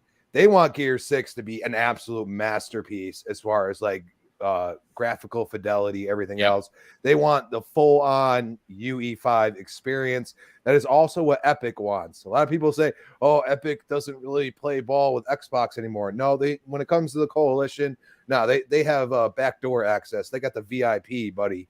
Like you got to realize they're helping develop UE5 if you didn't know, because there's too many good devs that have worked on UE for their entire like lives at the coalition right now. You need them there to help you. And that's what Epic is smart about. They said, you know what, let's bring them in. Let's put out a demo that a lot of people have modded already, made Supermans and stuff. Dude, there's so much potential in UE5. I say, why not start out with a major IP in Deadpool and, you know, hopefully have some Wolverine in there. But even if it's just Deadpool, I'm good with it. And imagine if you actually, you know, spend the money and say, you know what, Ryan, Hugh, we'll pay you a ton of money if you guys voice this.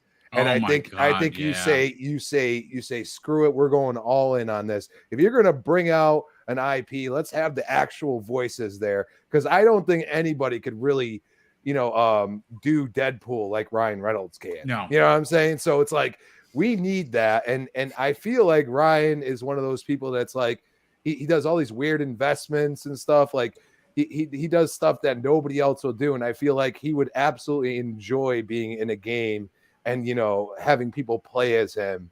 And I think that's something that could absolutely happen. And I mean, I would hope it's going to be a heavy hitter like the coalition. You know what I'm saying? I think what you're putting down, I'm buying. I think that would be a mic drop moment. It would be one of those moments that people would if it. Just imagine this for a second. I want to bring Dreadpool in on the conversation, specifically talking about this. For the last couple of years, Dread, Microsoft has taken the mantle as being the showstopper, so to speak, for the Game Awards. Right? They had bomb after bomb after bomb. And it was just announced just the other day that it is returning to the Microsoft Theater once again. We know Microsoft has been rumored to be putting out something really special, really big at the Game Awards. This is what we're hearing. What Crispy Bomb is implying. And again, this is speculation town, folks. We have no evidence that this is actually going to happen. But my God, if it did, that's all I can say. Where do you personally think this tweet is going? Is this going to be a special edition console that Microsoft is talking about, and it's going to have no validity to an actual game release? Or is there something more to "we'll see you soon, bub"? Because I seem to think the latter.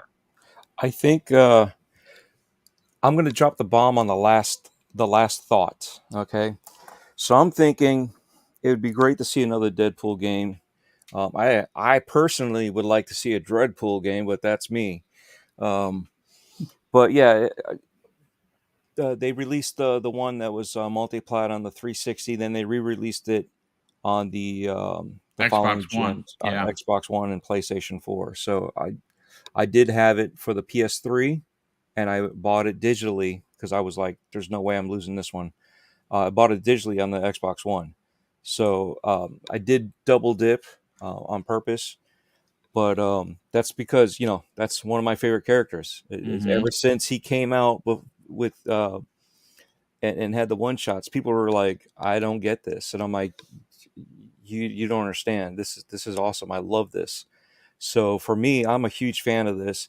I even, you know, I was even kidding around before when we were talking in the green room about, let's say, let's base it off of a Deadpool 2, X-Force. You know, what if he brings back X-Force, you know, with the green X and da da da da da?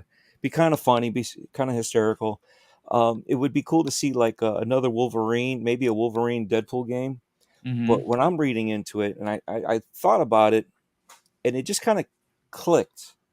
What if it has nothing to do? It's just happened to be on the message where Hugh Jackman was sitting there, and they weren't really replying to Ryan. They're replying to Jack. Or Jackman. Interesting. You Out, never know. right? See you soon, bub. Right? So what if, here's the drop, what if they managed to make Wolverine that's being made by Sony, multiplat. Oh wow. Yeah. How about that one? Maybe, but here's the other thing. That's a bomb, dude. That's a major bomb. Right? I did not see you going that route, to be honest with you. But you're saying, what if? What you're saying, the what if is huge. What if Marvel said, "Hey, listen, you know, we want more than 20 million with Spider-Man. We want this is an MLB situation, is what you're implying." Yes. Interesting. Think about it. Interesting He said, theory. Bub. Literally, that's Wolverine's thing. That's his catchphrase. Yeah. So what if he wasn't talking to Ryan? It just happened to be because Hugh Jackman was there, and that was the little teaser, the little hint, just enough to say, hey, look, we talked with Marvel and we convinced them. Or Marvel even said, you know what, the way that MLB was very epic on Sony, and they did so much better, going multiplat because of the way they did it. Maybe we didn't do as well on Spider-Man as we could have because, the numbers weren't there like they should have been. Maybe this is the route we go. It's, you know what, dude? You imagine that in Game Pass? Double dipper? Oof. Yeah, dude, it's crazy. It's crazy because obviously, it does open the door for questions as to, if you look at how many consoles are out there for PlayStation, and I think it's well over 140 million consoles when you consider the PlayStation 4 and PlayStation 5s. Is 30 million, even though in retrospect of its development budget and things, is 30 million of a game sold good? Now, if you ask me, I think that's absolutely fantastic, but I'm not a bean counter. Maybe, right? maybe, I'm sorry, but maybe they used up all their power with Spider-Man and they just don't have that leverage anymore. It's possible. Yeah. One could suggest that, because right now, the next 10 years of Marvel, yes, it's going to include Spider-Man, but for the most part, you're going to have characters returning from the shows. You're going to have new characters being introduced, like Adam Warlock and the Fantastic Four and things of that nature. Maybe Spider-Man isn't top priority anymore. Here's another thought. I'm sorry, but here's another one. What if it's due time to bring back the X-Men? Well, there you go. The X-Men. I mean, again, there's something weird going on with that. Supposedly, they can't use the X-Men without using the characters, the actors and actresses that were for the Fox, because they had to sign just a 6-year deal. It's something weird that the Hollywood Reporter talked about a couple of months ago. I don't know if there's any validity to it, to be honest with you, but you're putting down some incredible points, dude. It should be long enough that even with that, they should be able to do something, because I know that was part of the reason why Disney stopped marketing, or actually Marvel did start marketing X-Men, because they weren't getting, they were promoting the movies with their toys.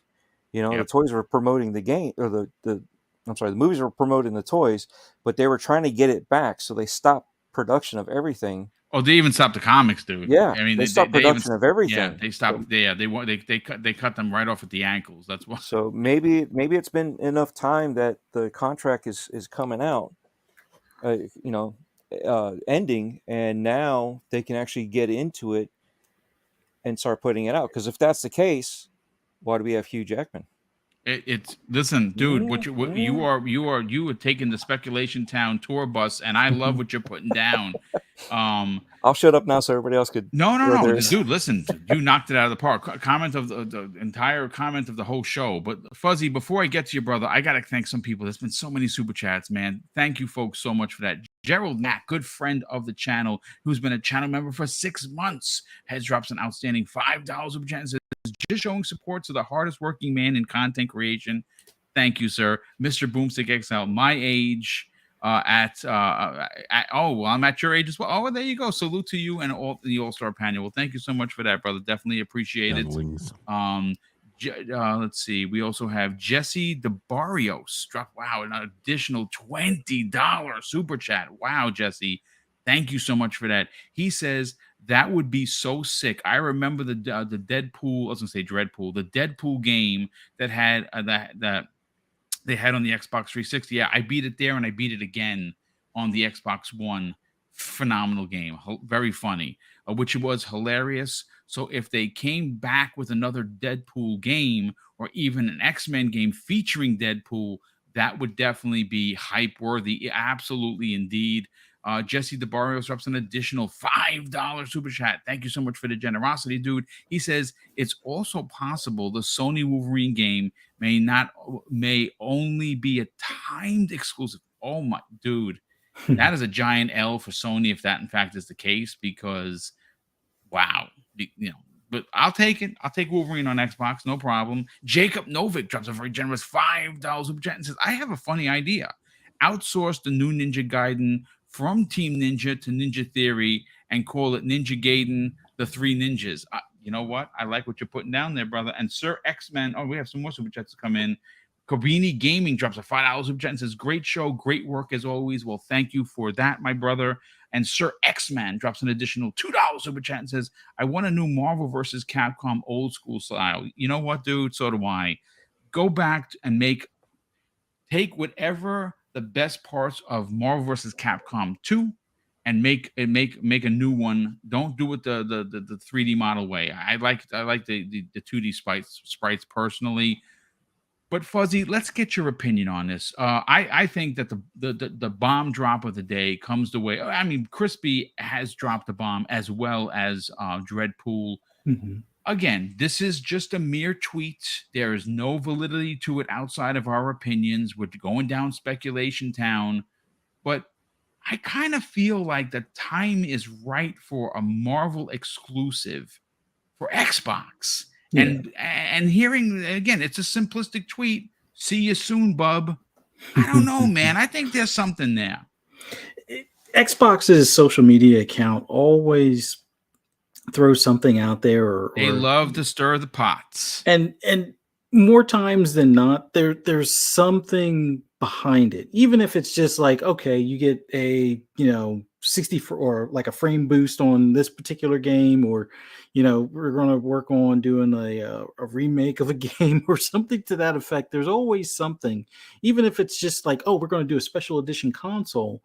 There's always something to their post. So I would have to believe that there's a little bit more to this. Now, it could just very well be that we'll get like a Deadpool edition, Series S or Series X or something like that. But oh man, if we get an actual game, or what like Dreadpool was saying, like if we were to actually get a Wolverine, whether it be that it's only timed on PlayStation or another MLB The Show type of deal, I think that would pretty much break gaming Twitter for a month or more. Weeks and weeks. Because think about that for a second.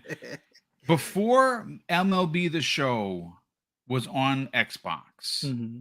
Did anyone in their wildest imaginations think that was a possibility? The answer is straight up no. And if you're saying yes, then you're probably lying. No one thought that was going to happen. The salt in the wound, so to speak, is it was in Game Pass. Yeah. And Phil Spencer, it was such a monumental announcement and such a kick to the balls to Sony that he made that announcement himself on Twitter. Hey, folks, FYI, MLB The Show, Game Pass. And well, we know how that went for Sony. I kind of wonder if Dread's onto something here. Maybe that the stronghold that Sony had over Marvel, specifically the Spider-Man character, maybe it doesn't hold as much weight, and maybe that Wolverine game is multi-plat. It's unlikely, but it's just something here. There's something here, Fuzzy. Yeah, and it seems like Disney and Marvel in general is a lot freer with licensing out some of their IP stuff for games. So we have a whole bunch of studios working on various different Star Wars games right now.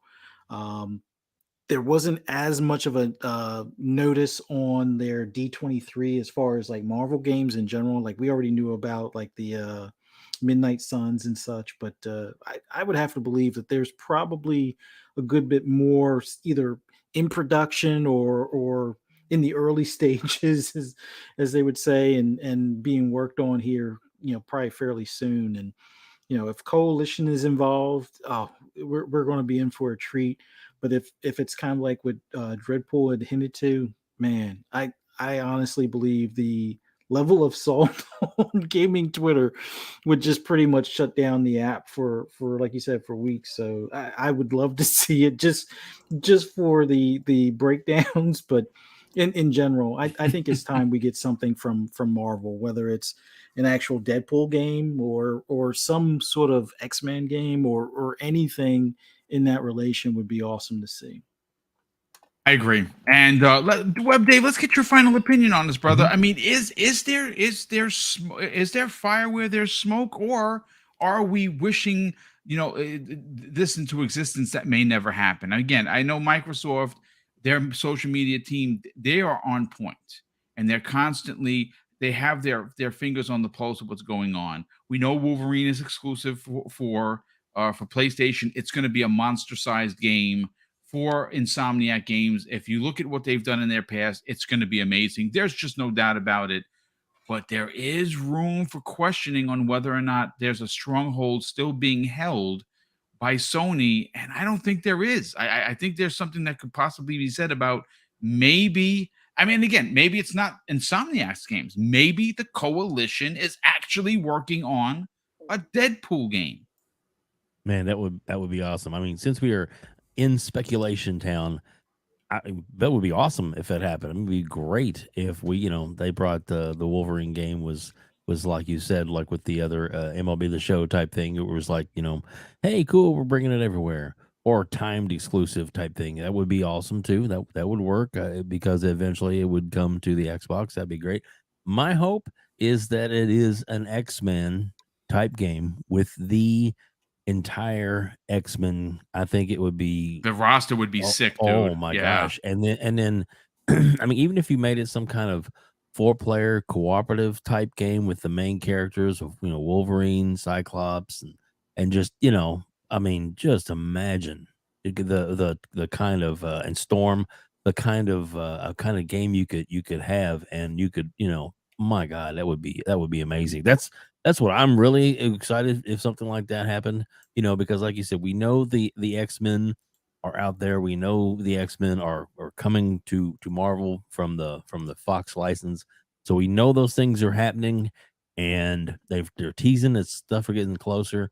And maybe this is a little for foreshadowing out there. And like I said, speculation, all speculation. But if I was going to speculate, I want it to be an X-Men game. I want it to be something just absolutely off the rails. And like you said, with the team that did like with the Gears of War, I mean, can you imagine being able to I literally can't. The coalition just knows how to do awesome. Violence. They know how to do graphical, impressive games.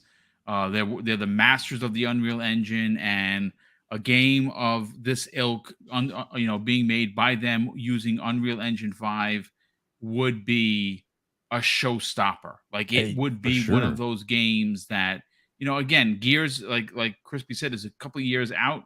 He says up to 3 years out. So you know what? I would love to see what they can do outside of the Gears universe. And again, they are working on an unannounced title. They are working on something, Boom. Yeah, they certainly are.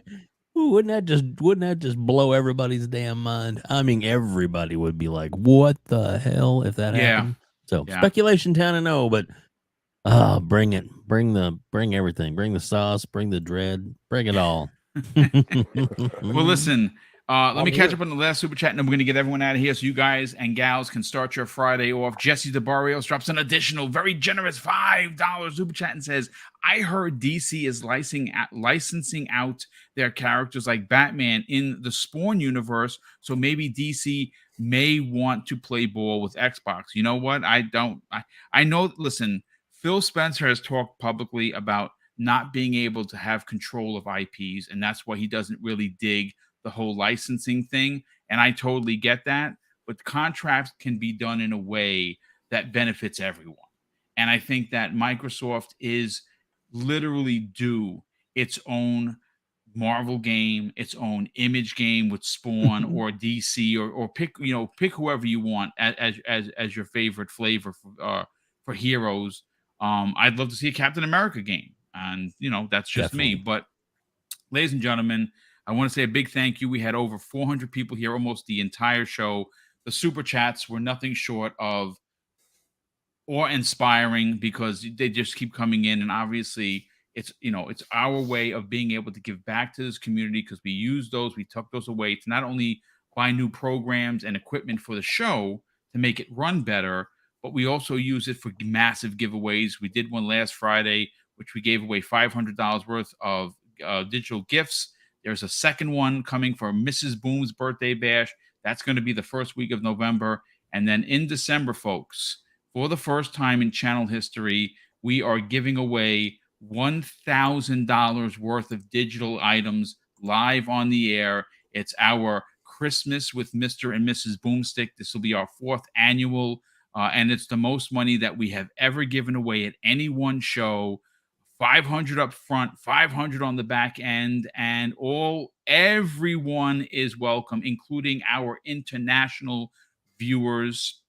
But oh yeah, Sir X-Men just dropped one. He says, drops a $2 super chat and says he wants a new Ultimate Alliance, not for Switch. Yeah, the Ultimate Alliance on Switch is dope, but I would like a new one as well. That would be pretty cool. Maybe let the team that does Diablo go ahead and do that. That would be pretty dope. But let's get to the outros, and we'll start first with Crispy Bomb. Crispy, what other shows are you on, and where could people reach out to you on social media? Always a pleasure, gentlemen. And boom, I love going to Speculation Town sometimes. It's always nice and sunny. For me, it's nice and snowy because I like the winter. But for everyone, it's different. I love Speculation Town, and you and Dreadpool, mind blown. Imagine Deadpool going into cover, and then it zooms in on his face, and he talks to you. He breaks the fourth wall. Sick. It's sick. And then he says, some kind of like crazy comment that always happens, and then he just starts you just start killing everybody, and I just love it. But it's at Crispy Bomb on Twitter, Crispy Bomb 28 Xbox Live. You can find me on Retro Renegades Tuesday night 7 p.m. We got Primetime Gaming, and yes, back on this channel Wednesday 7 p.m. and of course the next podcast 8 p.m. Thursday, and yeah, probably back here whenever I have the chance, of course. I love it. We love having you here, brother. It's always great to be here, and shout out to everybody in Florida. Hope you're all are safe. Hearing that this is one of the worst you've ever had, so I mean, God willing, everything gets built back up, and praying for everybody over there. So, including you, Dread. I hope you're all all good, bro. Yeah. Nice. Well, thank you so much for that, and of course the kind words as well. Yes, all our Floridian brothers and sisters. Hopefully, the damage was not too bad. It was one of the biggest in the country ever, and it did a tremendous amount of damage. Hopefully, anyone that was affected will get the help that they need quickly. Of course, Dread, I'll save you for last because we can just throw up your thing and I can read it verbatim. Web Dave, where could people check out your newest interview and, more importantly, support you by subscribing to your YouTube channel and reaching out to you on social media? Thanks, Boom, for having me on, man. I really appreciate it. I love being here. I love being here with all these amazing panelists. Fuzzy, Dread, Crispy, Boom, yourself. It's just Thank you, sir. Absolutely amazing. And there may or may not be a new episode this coming week, for the simple fact that some people have schedules that you just have to try and keep working with them to try and get it to work out. But we're still working, so you never know. I may still have one up for Monday. But if not, there is so many great interviews up there, some great panels. Every single person here is up there. That are on the panel right now, and they all have a story to tell, and it's very fascinating. And if you're a fan of all these people like I am, you definitely want to check them out because it's great. And I love being here and love doing what we do. And it's just thanks, man. It's I wouldn't want to be anywhere else, man. This is a great. Well, it's a pleasure to have you each and every week. Definitely, you are a major part of this show, and we're glad to have you. Fuzzy Belvedere, brother, sell your brand. Talk about your YouTube channel that focuses mostly on the racing genre, but you're never afraid to chat it up with the folks by giving your opinion, especially when Sony does something nefarious. And more importantly, where could people find you on other shows and reach out to you on social media? I just want to thank you so much for having me on, and it was awesome being on here with Crispy and Dreadpool and Dave and yourself and everyone in the chat. Thank you so much for coming out and interacting with us. But for anybody that just wants to hear my rambling on anything gaming related, just follow me on Twitter, Fuzzy_Belvedere. Same on YouTube, Fuzzy_Belvedere. You can also find me later tonight on Xbox Ultimate on Fun Speculations channel at 9 p.m. Eastern Standard Time. Shop podcast tomorrow at 9 p.m. Eastern Standard Time on PTK Blam's channel with PTK Blam and Pollen. On Monday, we'll be on the lunch break special with Boom, Web Dave, and myself at 12 p.m. Eastern Standard Time right here on Double Barrel Gaming. And then later on that night, FSP on Fun Speculations channel at 10 p.m. Eastern Standard Time. And then right back here Friday morning, 10 a.m. on Breakfast with Boom. Look forward to seeing you guys there. Thank you very much. And last and no way least, we got to throw his stuff up there for you to see. Dreadpool, you can find him on linktree.com /Dreadpool, youtube.com/Dreadpool, Twitter @Dreadpool, TikTok @Dreadpool, hover.gg/Dreadpool. And of course, he is not only on Breakfast with Boom each and every week, he's on Gaming Beyond the Box with Wilmy Hood and that crazy group of characters Wednesday evenings at 8 p.m. Eastern Standard Time. Thank you so much for that. Dread, hopefully you had a good time. And again, everyone knocked it out of the park. Everyone had some absolutely incredible theories. And again, a lot of it's just fun that we're throwing out there, and that's what you're supposed to do on these shows. But I kind of like the ideology where there's smoke, there is fire, and I'm wondering if now is the right time for Xbox to get in bed with Marvel. But ladies and gentlemen, that is going to be your new Breakfast with Boom. That is the 5th stream in a row. Like I said, I'm streaming 5 days a week, Monday through Friday, all different shows. And there's actually a new design coming for the Xbox lunch break special. Both Ben Kenobi and I agreed that the new one that we put out there it's a little busy, so we're working on. Well, not we. He's the artist. I'm just trying to help with some suggestions. He is working on a new thumbnail format that fits the channel, and we'll be debuting that this week on episode number 2. Because remember, this is just something we started.